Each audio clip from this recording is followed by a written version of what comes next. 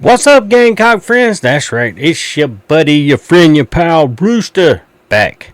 I want to talk a little bit about the no-fly zone South Carolina Gamecock DB room.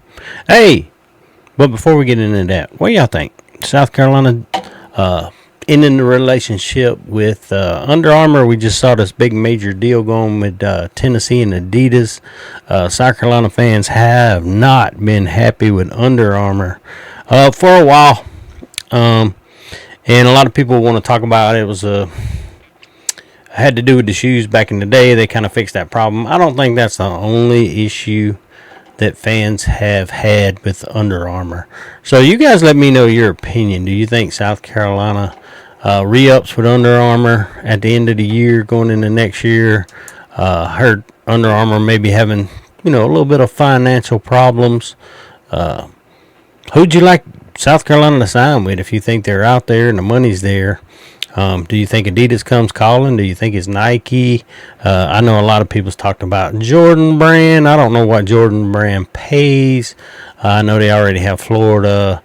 I think Oklahoma still wears the Jordan Brand in the SEC. There's one time only one team per conference had the Jordan Brand, but I think that's kind of changed with all this conference realignment stuff that's going on over the last few years.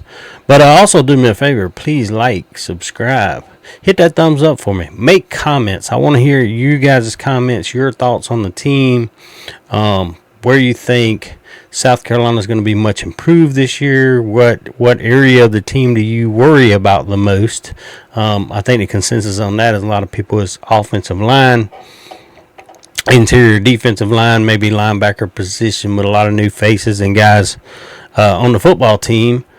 But I think the one area we can kind of hang our hats on that we think is going to be good this year is the DB room. Now, all the national media heads are quick to point out we don't have Nick Emmanwori anymore. You are correct, and I'm not here to beat you for that, but there are a lot of players with a lot of experience in this DB room for South Carolina, and they're long, they're lengthy, they're big, like to hit, good tacklers. So, I kind of want to talk about who I think will kind of be on the field and some of the rumors that's kind of going on with the DB room on where guys will be, who will be at what position. Is there going to be some shifting around? Well, one of them we already answered. DQ Smith moved to the side of the field into the safety position that Nick Emmanwori played. So that was kind of a move. It's a kind of low-key move. Not a lot of people are talking about the DQ switched safety positions in the offseason, but that was a move that was made by South Carolina to get him kind of on the boundary side of the field.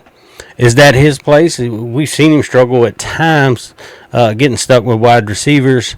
One-on-one kind of, but hey, sometimes safety gets stuck on the other team's best wide receiver. That's probably not the best position you want to put him in. But teams will scheme you up. And he kind of got cooked a couple times. Hell, he's won some battles too. So we're not going to beat the kid up. We expect big things out of DQ, leadership back there, the older guy of the group. But let's talk about some other faces. Jalon Kilgore, I think, is the biggest name in our DB room right now, the most known of the guys that was out there because he had a heck of a season, right?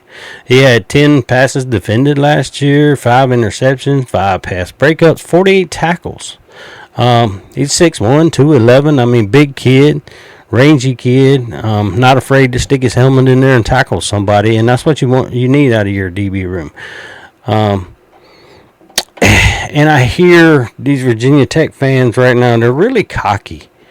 And then yesterday there was videos posted on X of their wide receivers not being able to catch the football. I'm like, hell, you ain't seen nothing yet, or they couldn't get separation against the DBs. Wait till you play South Carolina, boys. Y'all keep talking shit.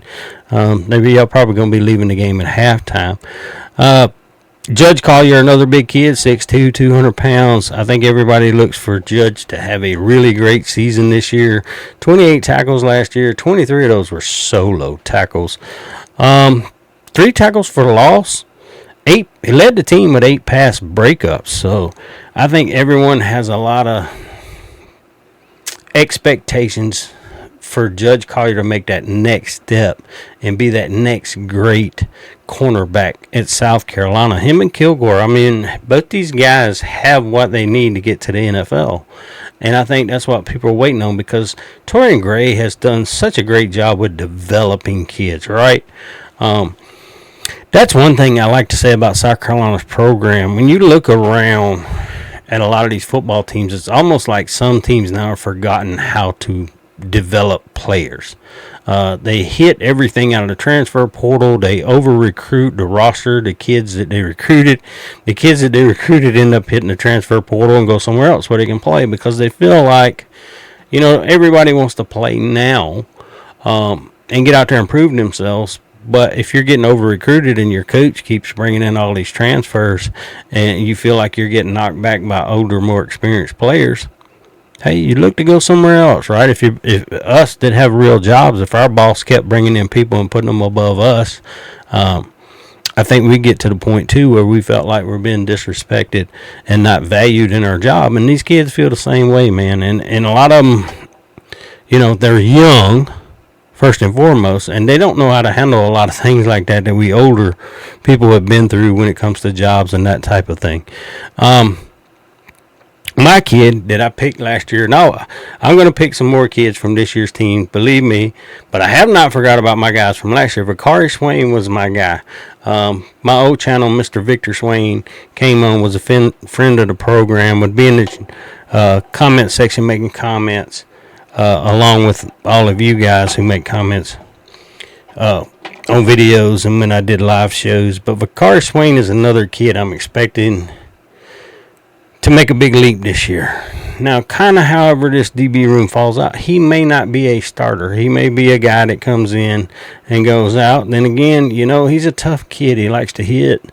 He had 13 tackles, 11 of his was solo last year. He had a sack, a forced fumble on the sack, and that was against, I think that was against Alabama. As a matter of fact, forced a fumble with the sack, had a pass breakup.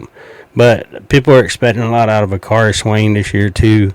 When he originally came to South Carolina, they wanted to make him a DB. He was a wide receiver. There was big talk about that kind of stuff. But I think Vacari's found his spot in that defensive DB room.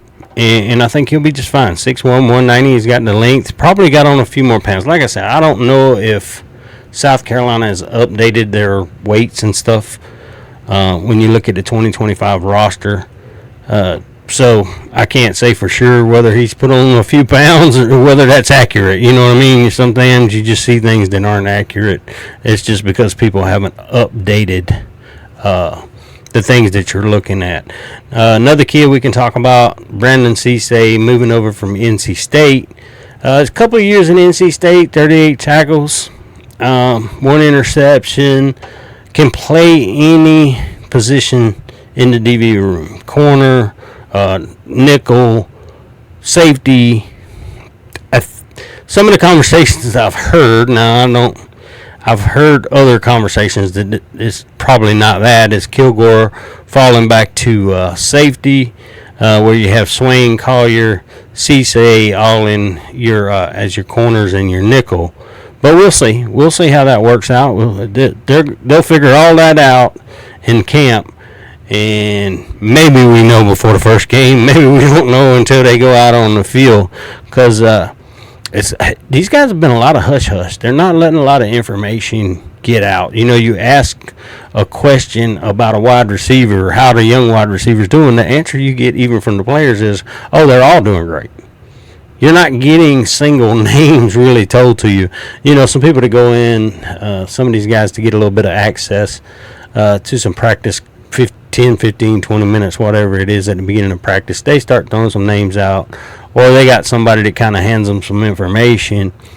But I think South Carolina's been pretty tight-lipped about a lot of things this year.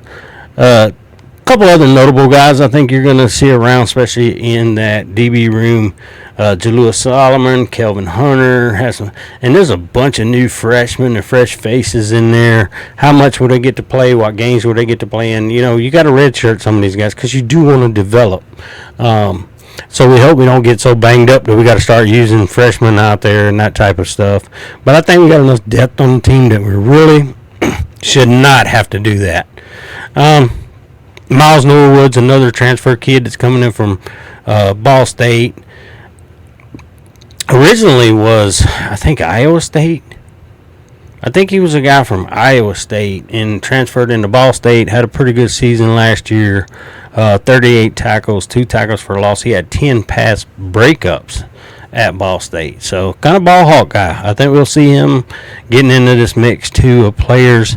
Other safeties that's been talked about. Peyton Williams, I think a lot of people are rejecting him to be the starter at opposite DQ Smith. Some people are saying David, don't call me Gary Busey, has put a lot into getting his name thrown in there as a starter also in that safety room. Of course, we know we got Jalon Kilgore, brother of Jalon Kilgore, who transferred in last year to play football with his brother. That also we'll see in that mix of safeties for South Carolina. But hey, Virginia Tech, if y'all watching this video and I see all the noise, y'all keep talking, man, talking. And I didn't know Virginia Tech really had more than 3 fans. I guess you would know that. You look in the stadium, they got a few up there, but I didn't know they ran their mouth. I mean, they talk like they're the Clemson Tigers or something. I mean, I don't know. I understand us getting trash talked by Clemson fans and stuff, but I don't understand the Virginia Tech trash talk, especially when you were terrible last year. But anyway, I'm going to get off of here, guys. Hope you enjoyed the video. Hey, like I said, comments. You guys tell me what you think of the team. Think of the guys, who's going to start, who will be your starting lineup if you're kind of setting the roster off with the information that you have. How do you feel about this DB room? Do you guys think this is the best room at South Carolina? Some people question maybe the running back room if Faison or when we're saying when Faison gets eligible, the running back room will have some pretty good depth too. So is this the room? Do y'all think this is the room, the no-fly zone? Try to force people. I think if you can stop the run, force people to throw against this DB room, South Carolina takes that as a win. We want them trying to throw against these guys. They're tremendous football players. That's all I can say. And Torian Gray's development in that room is awesome. And I mean, he takes a lot of guys that a lot of people, they want to 3-star them. They're at a different position. They come into South Carolina, and he develops them. They end up in the NFL. So what else can you say about Torian Gray? But what a great coach he is. But anyway, love all you guys. Have a wonderful rest of your evening. Don't forget to like, subscribe.